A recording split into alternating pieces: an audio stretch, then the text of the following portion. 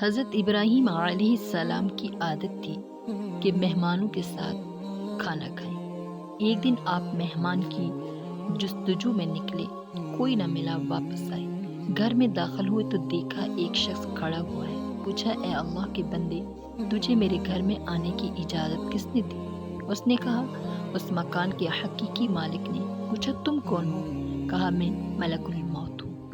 مجھے اللہ تعالیٰ نے اپنی ایک بندے کے پاس اس لیے بھیجا ہے کہ اسے یہ بشارت سنا دوں کہ خدا نے اسے اپنا خلیل کر لیا ہے۔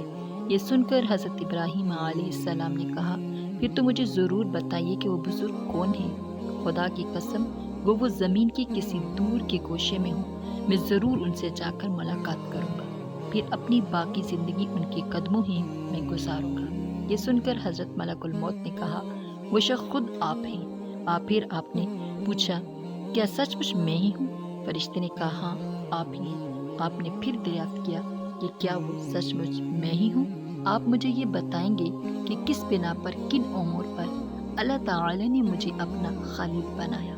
فرشتے نے فرمایا، اس لیے کہ تم ہر ایک کو دیتے رہتے ہو اور کسی سے خود کچھ طلب نہیں کرتے۔ تو اللہ سے دعا کریں کہ اللہ پاک ہمیں بھی اپنی راہ میں دینے والا بنائے، مہمانوں کی اچھے طریقے سے مہمان نوازی کرنے کی ہمت توفیق عطا کرے۔